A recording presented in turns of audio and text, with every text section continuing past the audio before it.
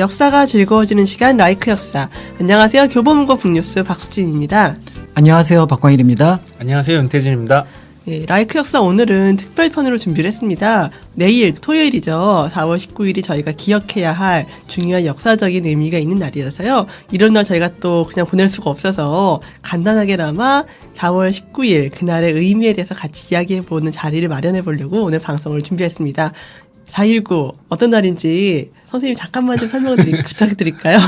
4월 19일 4.19 혁명 기념일을 아마 모르시는 분은 없을 거예요. 그래서 이승만 대통령이 있던 자유당 정권이 계속해서 독재를 했고 그 독재에 대해서 시민, 학생들이 저항을 해서 결국은 대통령의 하야와 자유당의 해체를 성공시켰던 혁명이 1960년 4월 19일부터 이루어진 혁명입니다. 그래서 그날을 기념하는 날이고요. 대한민국 헌법 다 아시죠? 네. 전문에 보면은 대한민국 임시정부와 4.19 혁명의 혁명 정신을 계승한다는 내용이 헌법 전문에 들어가 있어요. 네. 그렇기 때문에 지금 우리나라 정부에서 바라볼 때도 4.19 혁명은 꼭 기념해야 할 그런 날이라고 볼 수가 있습니다. 4.19 저도 학교에서 배우긴 했지만 이렇게 많이 시간이 지나다 보니까 약간 그 의미에 대해서는 생각 안 하게 되고 그냥 4.19 학생운동 이렇게만 기억을 하게 되는 것 같아요. 그렇죠. 보통 4.19 학생운동으로 기억을 하는 분들도 계세요. 네. 그 이유는 그 당시 시민들의 활동도 적지 않았지만 실제로 중고등학생, 대학생, 심지어는 초등학생까지도 혁명에 참여를 했다는 점에서 학생들의 어떤 활동이 두드러졌습니다. 그래서 어떤 분들은 이제 4.19 학생운동으로 기억을 할 수도 있을지 모르지만 명확하게는 4.19 민주혁명 또는 4.19 혁명으로 기억을 하시면 좋겠습니다. 네. 그런 혁명이 일어나게 된 계기가 있다면 뭔가요? 혁명처럼 큰 정치적인 변화가 일어난다라는 얘기는 그만큼 정치 현실이 문제가 많았다라고 볼 수가 있겠죠.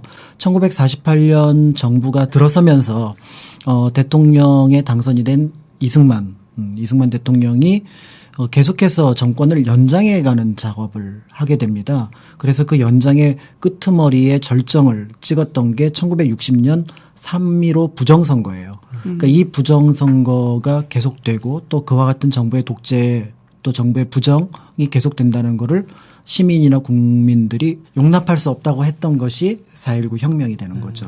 그 부정선거라는 거는 그냥 저희가 부정선거로만 알고 있는데 네. 어떤 식으로 구체적으로 일어난 건가요? 초등학교 국사책에도 나옵니다. 어떻게 사사오입 네, 사회책에도 나오는데 이제 4.45입 개헌이나 아니면은 뭐 이런 부분들은 예전에 개헌 활동과 관련된 거고요. 부정선거는 그 당시 대통령하고 부통령을 뽑는 선거예요. 그런데 1960년 당시에 그 부정선거의 방식은 우리가 들으면 진짜 그랬어? 라고 얘기를 할 정도로 심각했습니다. 예를 들어서 3인조, 5인조 이렇게 하고 우리가 알고 있는 비밀 투표의 원칙이 지켜지지 않는다거나 아니면은 막걸리나 아니면 이제 나중에 뭐 70년대도 반복되긴 하지만 고무신으로 이제 매수를 한다거나 뭐 이런 방식의 부정선거들이 있었죠. 그런데 어떤 분들은 그런 얘기를 해요. 굳이 부정선거를 할 필요가 없었다. 그게 뭐 다른 뜻이 있어서 그런 게 아니라 어차피 개표 조작을 해버립니다. 네, 그래서 어떤 선거구에서는 선거인 수보다도 많은 이승만 대통령을 지지하는 표가 등장을 해요. 그러니까 굳이 부정투표할 일이 없었는데 부정선거를 할 필요 없는데 왜 했는지 모르겠다라고 얘기를 할 정도로 그 당시 우리 상식선을 넘어서는 그 부정선거가 있었죠. 그 전에도 부정선거가 없었던 건 아니지만 이 시기에 그것이 훨씬 더 심해졌는데 사실은 자유당 정부에서 왜 그렇게까지 했는지는 좀 납득이 안 되는 부분들이 있습니다. 왜냐하면은 이때 대통령 선거에서 이승만의 대적할 만한 야당 후보가 조병옥 박사거든요. 그런데 조병옥 박사가 미국에서 신병치료차 갔다가 돌아가셔요. 거기서. 그러니까 결국은 그 죽게 되면서 대통령 선거는 당연히 이승만 대통령이 갈 수밖에 없는 상황이었죠. 그런데 이제 문제는 그 당시 상당한 나이가 있었던 80이 넘었던 이승만 대통령이 만약에 문제가 생기게 되면 부통령이 그 지위를 이어가게 됩니다. 그런데 그 부통령 선거에서는 이제 민주당에서는 그 인망이 높았던 장면 네. 그리고 이제 자유당에서는 이기붕이라고 하는 두 사람이 대립을 했는데 이 부통령 선거에 사실은 부정 선거가 개입이 됐다고 볼 수가 있습니다. 이기붕은 뭐 유명했던 것 같아요. 그런 부정표라든가. 그렇죠. 예. 실질적으로 그런 것들을 모두 앞장섰고 처음에 그래서 4.19가 일어났을 때는 오히려 이승만보다는 이기붕 쪽에 그 반발하는 의식이 더 심했습니다. 그런데 이제 뜻밖에도 일부 공간에서 3.15 부정선거에 대한 어떤 규탄 시위가 이루어지게 되면서 이승만 대통령의 하야 네. 요구가 등장을 했고 그 등장했던 것들이 한 달 정도 지나면서 증폭이 되면서 결국은 자유당 정부에 대한 부정 그다음에 이승만 대통령의 하야를 어떻게 보면은 공식적으로 요구하는 의견으로 발전을 하게 됩니다. 그러니까 그 당시로 볼 때도 미처 생각지 못했던 시위의 확산이라고 볼 수가 있을 것 같아요. 당시 전국적으로 많은 분들이 시위에 참여했고 그만큼 희생도 있었잖아요. 근데 그게 뜻밖의 그렇지 않아요. 그래요? 예, 왜냐하면은 3.15 부정선거가 있을 때 어떤 의미에서 보면 국회의원 선거가 됐던 그 전에 대통령 선거가 됐던 부정선거를 많이 봐왔다라는 거죠. 그러니까 국민들로 볼 때는 부정선거가 또 일어났다. 그러니까 당연히 규탄의 대상이 되긴 하지만 여러 번 반복되다 보니까 그만큼 어떻게 보면 정부에 저항해야 될 이유는 많지 않았던 셈입니다. 그런데 이제 이때 부정선거는 조금 더 특별했던 부분들이 있었죠. 예를 들면은 그전에는 주로 이제 그 선거 관리하는 그런 사람들, 경찰들이 이제 주로 동원이 됐는데 이제 공무원들이 본격적으로 참여를 했다든지 이런 내용들이 야당이었던 민주당에 포착이 돼요. 그러면서 이제 3.15 선거 전후에 이미 부정선거의 어떤 그 기운이 감지가 됐고 예를 들어서 그 당시 그 정치적인 상황이 조금 독특했는데 여러분들 혹시 여촌야도라고 들어보셨어요? 여당이 시골에서 강하고 그렇죠. 야당은 도시에서 강하고. 예.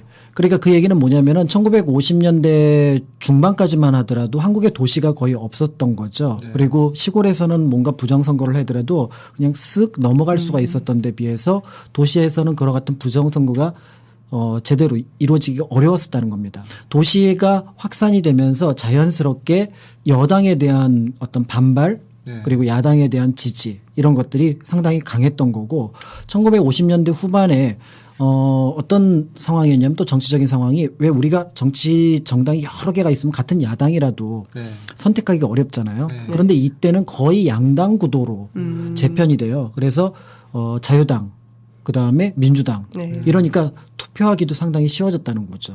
이제 이런 과정 속에서 자유당이 아까 말씀드렸던 굳이 필요하지 않은데도 불구하고 부정투표를 하게 되는 거예요. 위기감을 느꼈다는 얘기도 얘기가 되는 거죠. 그러니까 실제로 도시에서는 이승만 대통령에 대한 지지율이 40%를 넘지 못했습니다. 그런데 전국적으로 지지율을 뽑아보면 60% 70%가 됐다는 얘기는 그만큼 이제 그게 부정선거가 됐을 수도 있고 아니면은 도시의 어떤 반발의식이 있었다고 볼 수도 있는 거죠. 그러니까 그거를 무마하기 위해서였으니까 결국은 그 부정선거에 대한 규탄이 예전하고는 조금 다른 방식으로 좀 이렇게 터질 수도 있었던 계기는 됐습니다. 그래서 실제로 3.15 부정선거가 일어나면서 전국의 주요 도시에서 부정선거에 대한 규탄 집회가 열리게 되죠. 그런데 예의 그랬듯이 여기에 대해서 이제 경찰력을 동원해서 시위를 진압을 하게 됩니다. 근데 이런 진압 과정에서 특히 피해가 많았던 지역이 마산이에요. 마산에서는 시위가 있던 그 당일 결국 8명이라는 사람이 총에 맞아 죽는 사건이 일어납니다. 상당히 그 당시로서 그러니까 그 당시에 그런 어떤 무력 진압이 많았다고는 하더라도 이 정도까지 큰 규모는 없었던 거거든요. 그러니까 이제 마산에서는 이 책임자를 처벌해야 된다. 이런 부분들이 있었던 거죠. 그렇지만 이제 정부에서는 그거를 교묘하게 빠져나가려고 합니다. 요즘 시세하고 좀 비슷하다고 보면은 좀 어폐가 있을지 모르겠습니다만은 이건 공산주의의 소행이다. 라고 얘기를 했던 거죠. 그래서 자료들 같은 데 보면은 그 당시 죽었던 3명의 청년에다가 그 쪽지를 집어넣어요. 그래서 뭐 공산주의자인 것 같은. 그런데 이제 그거를 부검했던 의사가 난 그거 못 봤다. 그러니까 그 의사가 이제 정부의 어떤 그 공작을 거부했던 거죠. 그래서 이제 밝혀지게 됐는데 이제 그렇게 되지만 결국은 한번 이렇게 일이 터지니까 그 뒤에 공산주의자가 있는 거야, 뭐가 있는 거야 하면서 여론이 흩어져 버리면서 이게 이제 유야 무야될 뻔했던 거죠. 그러니까 3.15 부정선거 규탄 시위가 전국적으로 있었지만 또 마산에서 큰 피해가 있었다고는 하더라도 정부의 공작이 먹혀 들어가면서 그 사건은 어떻게 보면 그냥 수그러들 수도 있었던 그런 상황이었던 거죠. 그런데 이제 거기서 뜻밖의 변수가 등장을 하게 됩니다. 어떤 건가요? 그게 이제 여러분들이 4.19 하면 제일 먼저 떠오르는 인물 중에 한 명이 바로 김주열. 남원에서 학교를 다니던 친구인데 그 당시 명문이라고 할 수 있는 마산상고 진학 예정자예요. 네. 그러니까 이제 합격을 이제 4월 1일인가 이제 입학을 할 계획으로 네. 외갓집에 놀러 와 있었던 거죠. 그런데 이제 3.15 부정선거가 있는 이제 시위 소식을 듣고 거기에 이제 휩쓸려서 이제 들어갔습니다. 뭐 젊은 학생들이니까 이제 당연히 뭐 반대 뭐 이런 식으로 하면서 참여를 했겠죠. 그런데 이 아이가 실종이 돼요. 부정선거 끝나고. 그러니까 이제 그 남원에 있던 엄마가 김주열을 찾으러 오는 거죠. 찾으러 오는 겁니다. 그러니까 시위에 실종됐으니까 죽은 것 같지는 않고 어디 있을 것 같다. 네. 그러니까 어디 뭐 다쳐서 어디 들어가 있나? 그래서 병원부터 시작해서 다 뒤져보는데 지금도 뭐 지방에 있는 도시들 같은 경우는 이렇게 크지 않고 또 서로가 잘 아는 편이잖아요. 네. 그런데 이제 거기에 이제 잘 모르는 아주머니가 애 들쳐업고 와가지고 아이를 찾으니까 사진 놓고 찾으니까 마산 분들이 다 그런 거죠. 어디 있지? 그러니까 서로 찾아주기 시작하는 거예요. 그러니까 네. 더더군다나 자기 자식 같은 그런 아이가 실종이 됐으니까 이제 그 마산 분들도 다 아는 겁니다. 그러니까 사진을 보고 엄마가 한 달 동안 다녔으니까 다 알 거 아니에요, 이제는. 네. 네. 마산에서 웬만한 분들은 다 알 거고 잘 아시겠지만 자기 자식이 지금 없어졌다고 생각하면 부모의 마음에 누군들 안 만나겠습니까? 모두 다 만났을 거예요. 그러니까 결국은 이렇게 돼서 한 달 정도 있다가 결국은 못 찾고 어디 갔지 하면서 그냥 사람만 있어다오 하면서 남원으로 가는 버스를 탑니다. 네. 근데 버스를 탄 그날 어머니가 남원으로 다시 돌아간 그날 시체 하나가 마산항에 떠올라요. 그 시체가 바로 김주열의 시체였죠. 더더군다나 그 시체 눈에 이제 최루탄이 박혀 있었던 아주 처참한 광경이었고 이 광경은 마산을 완전히 뒤집어 놓습니다. 네. 생각해 보세요. 한 달 동안 엄마가 우리 아이 김주열을 네. 본 적이 있나요? 본 적이 있나요? 하고 다녔던데 그 아이가 여기 딱 떠올랐던 것도 참혹한 시체로 떠올랐다. 이거는 뭐 이념이 됐든 아니면은 그 부정선거가 됐든 이걸 떠나서 어떻게 이제 내 자식이 죽은 거랑 똑같다는 감정을 갖게 되는 거죠. 그래서 2차 마산 의거가 뜻밖의 큰 규모로 벌어지기 시작합니다. 네. 더더군다나 이제 그 김주열이 떠오르고 그 시체는 이제 전국 신문으로 프린트가 되어죠. 네. 근데 잘 아시겠지만 어떤 사람이 죽었을 때 가장 애통한 거는 뭐냐면은 아이들, 학생들이에요. 네. 근데 아이들, 학생들이 왜 그것이 애통하게 만드냐면 그 부모들이 생각할 때 저게 내 자식인데 라는 생각을 하게 되는 거죠. 결국은 시위가 내 자식도 저렇게 죽을 수 있구나라는 생각으로 확산이 되게 되면서 4월 그 11일부터 13일에 있었던 이 2차 마산 시위가 이제 다시 그 부정선거 규탄 집회에 불을 붙이게 되고 그리고 이 사건이 이제 마산에서 이제 그치는 것이 아니라 전국으로 확장되는 그런 계기가 돼서 결국은 4월 18일부터 이제 본격적인 서울에서 시위 준비가 이루어지게 되는 거죠. 이 민주혁명의 의도 저희가 이제 짚고 넘어가야 될 것 같은데 네. 어떤 식으로 이렇게 발전이 되나요? 처음에 4월 18일 날 고려대학교 학생들이 시위 준비를 합니다. 원래는 4월 19일 날 서울에 있는 대학교가 움직이기로 했는데 고대 학생들이 조금 하루 먼저 움직여요. 근데 그 학생들을 정치 깡패들이 와서 아이들을 거의 뭐 만시창이로 만들어놔요. 그러니까 이게 이제 그 서울의 또 그 어떤 분위기를 확 이제 바꿔 놓는 거죠. 이건 아니지.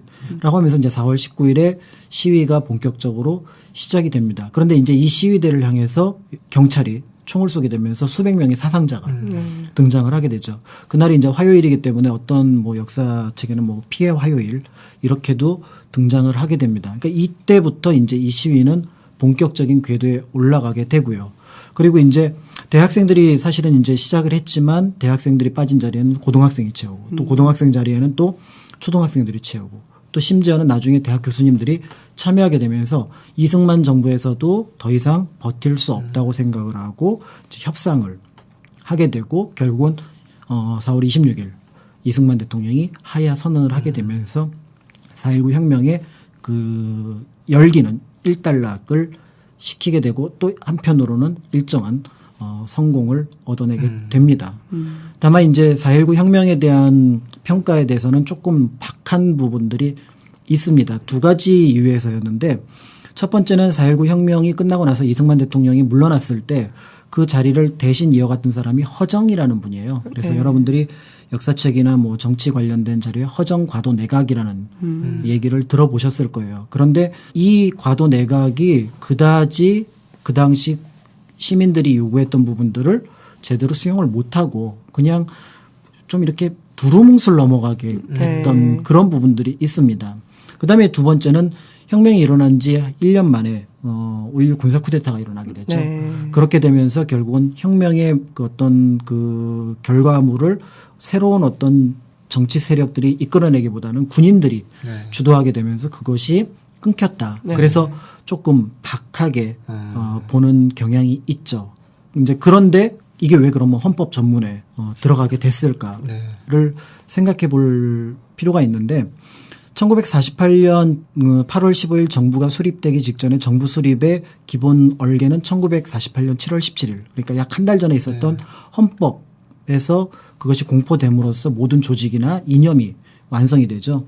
그런데 이때 대한민국이 지향했던 정치체제는 민주공화국이라는 겁니다. 네. 그래서 우리나라 헌법 1조 1항에 있는 대한민국은 민주공화국이고 모든 권력은 국민으로부터 나온다.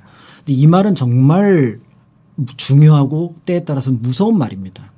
왜냐하면 민주라는 말은 국가의 주권은 국민에게 있다. 네. 그러니까 우리나라가 외국하고 조약 비준을 할 때 대통령이 아무리 서명해도 소용없습니다. 국민의 대표인 의회가 서명을 해야지 국회가 서명을 해야지 효력이 발휘가 되는 겁니다. 그러니까 그만큼 국민의 모든 것을 갖고 있는데 이 민주라고 하는 민주주의 체제라고 하는 것들을 제일 잘 표현할 수 있는 정치 체제가 뭐냐가 바로 공화정이라는 거죠. 공화정이라는 거는 그 나라의 대표를 국민들이 뽑는 겁니다. 그러니까 민주공화정이라는 말은 두 가지 낱말이 숨어 있는데 이 민주공화정이라는 말을 사실은 어디서 확 처음에 이렇게 누가 던져준 게 아니라 잘 아시겠지만 세계사의 한 200년 300년 가까운 투쟁 속에서 이 정치 체제가 완성이 된 거거든요. 그러니까 이 정치 체제가 완성이 된데 우리는 그거를 어떻게 보면은 그 해방 이후에 광복 이후에 조금 쉽게 받았던 거죠. 문제는 그거를 운영해야 될 어떤 정치가들 이승만 대통령을 중심으로 하는 자유당 세력들이나 아니면 다른 정치가들 또 국민들이 그것을 견제하고 운영을 해야 되는데 견제할 능력과 운영할 능력이 서로 조금씩 부족했던 거예요. 그러니까 독재를 용인하게 됐고 그 독재를 용인하는 과정에서 또 정치가들이나 일부 사람들은 상당한 독재를 하면서 마치 왕조 국가의 정치 체제와 같은 모습을 보였다는 거죠. 그러니까 1948년에 대한민국 정부가 들어섰다고는 하지만 어떤 의미에서 우리가 그 헌법에 맞춘 정부의 어떤 체제 그리고 우리가 끌어가려고 하는 정치 체제를 성공시켰던 첫 번째 사건 즉 새로운 정치 체제로 희망을 만들어내는데 약간 부족함이 있지만 국민의 뜻을 거역하게 되면은 아무리 강력한 집권자라도 끌어내릴 수 있다라는 교훈을 이 4.19 혁명이 만들어 놓은 거죠. 그러니까 4.19 혁명 이후에는 누구라도 아무리 강력한 지도자라고 하더라도 국민의 뜻에 어긋나는 존재라면은 물러날 준비를 해라. 그런 메시지를 던진다는 의미에서 4.19 혁명은 대단히 중요한 역사적인 사건이라고 볼 수가 있는 거죠. 되게 뜻하지 생각지 못했던 내용인 것 같아갖고. 네, 그래서 중요한 날입니다. 저희가 다루길 잘했네요. 네, 제가 약간 급하게 부랴부랴 준비한 특집이긴 한데 다루길 정말 잘했네요. 뭐 그럼 간단하게 저희가 항상 답사를 얘기를 하니까요. 4.19 혁명과 관련된 답사 장소가 있다면 어디가 있을까요? 당연히 우리나라 현대사에 큰 영향을 끼친 사건이니만큼 그 흔적이 남아 있습니다. 물론 조금은 그 안타깝고 또 가슴 아픈 흔적이긴 하지만 수일이 가면은 국립묘지가 있어요. 근데 그 앞에 이제 국립 4.19 민주묘지라서 4.19라는 말과 민주라는 말이 들어가 있습니다. 그러니까 4.19라는 거는 지금 우리가 다루고 있는 4.19 혁명의 시작한 본격적으로 시작한 날짜를 뜻하는 거고요. 그 다음에 이제 민주라는 말은 그 다른 국립묘지와 좀 차별화시켜서 민주주의를 위해서 목숨을 바쳤던 분들이 묻혀 있다라는 거죠. 그런데 이제 가서 보면 조금 안타깝고 속상한 게 물론 누구나 생명은 목숨은 정말 중요하지만 거기에 보면은 중학생, 고등학생, 네. 심지어는 초등학생 무덤이 있다는 거예요. 그러니까 지금 우리가 볼 때는 이게 무슨 말도 안 되는 거냐. 어떻게 초등학생들한테 아무리 경찰이 정신이 나갔어도 중학생, 초등학생한테 총을 쏠 수 있느냐. 네. 근데 그게 그때 현실이었다는 거죠. 그리고 지금은 우리가 상식처럼 그건 말도 안 돼. 어떤 일이 있어도 시위해서 잡아갈지언정 네. 뜻이 다르다고 해서 그 사람을 죽일 수는 없다라는 게 지금은 상식이 됐잖아요. 네. 그게 누군지 네. 내가 예를 들어 경찰이 마음에 안 든다고 해서 경찰을 죽일 수도 없는 거고 네. 아무리 강력하게 시위를 한다고 해도 잡아갈 수는 있을지만 그 자리에서 죽일 권리는 없다라는 거죠. 그런데 그게 상식이 됐지만 그때만 하더라도 그건 상식이 아니었는데 그런 과정들이 쌓여서 지금은 이제 우리가 알고 있는 상식이라고 하는 공간들이 이제 넓어져 가고 있다라고 보시면 될 것 같아요. 그래서 국립4.19묘지는 꼭 한번 가보시면 좋을 것 같다는 생각이 듭니다. 그래서 뭐 굳이 꼭 4월 19일이 아니라고 하더라도 봄에 네. 봄은 잔인한 계절이라고 하는데 네. 희한하게 그 현대 한국에 들어와서 시련들이 대체로 봄에 있어요. 네. 그래서 이제 그 시련의 어떤 그 흐름 속에서 그래서 내가 이렇게 정치적인 어떤 자유를 누리고 있는 것들이 이런 어떤 과정 속에서 이루어졌구나를 생각해 보게 되는 거고 인간의 역사에서 바라보면은 그 지금 대부분의 나라들이 가지고 있는 민주공화정 물론 입헌 군주제를 취하고 있는 나라들도 상당히 있습니다만 그 본질은 사실은 공화정 체제에 가깝잖아요. 네. 국민 대표를 뽑는다는 의미에서 그런데 그 체제의 뿌리가 아주 얕아요. 그럴 수밖에 없는 게 누구나 왕이 먼저 떠오르고 네. 그렇지 그렇죠. 대통령이나 네. 수상이 먼저 떠오르지는 네. 않잖아요. 그만큼 우리가 만들어 놓은 이 제도는 다시 돌아갈 수는 없겠지만 이 제도는 아직도 약점이 많다는 거는 그거는 우리가 그것을 굳건하게 이해하고 지키려는 노력이 있을 때만 지키는 거고 그렇지 않다면 누군가 그 사이를 파고들어서 권력을 가져가서 형식으로만 남아있는 민주주의 때에 따라서는 형식도 무너뜨리는 어떤 그런 사람들이 등장할지도 모릅니다. 그러니까 그런 것들은 아마 부모님들이 아이들하고 딱 가서 이런저런 얘기를 하면은 아마 조금 더 가족이 좀 똑똑해지는 느낌이 들지 않을까 그런 생각이 들기도 합니다. 네. 정신 네. 바짝 차리고 있어야겠어요. 그 직접 얘기해주기 어려우시면은 저희 방송을 한번 들려주시고 네. 아니면 저희 방송 들으시고 얘기를 이렇게 잘 들으셨다가 아이들에게 전달해 주셔도 되게 좋을 것 같습니다. 네. 예, 오늘 4.19 특집편은 이렇게 짧게 끝내지만요. 방송에서 못다 했던 이야기들은 책이라든가 답서라든가 더 많은 이야기를 통해서 함께 생각해보고 같이 나누었으면 좋겠습니다. 라이크 역사 4.19 특집편 이것으로 마치도록 하겠습니다. 감사합니다. 감사합니다. 네, 감사합니다.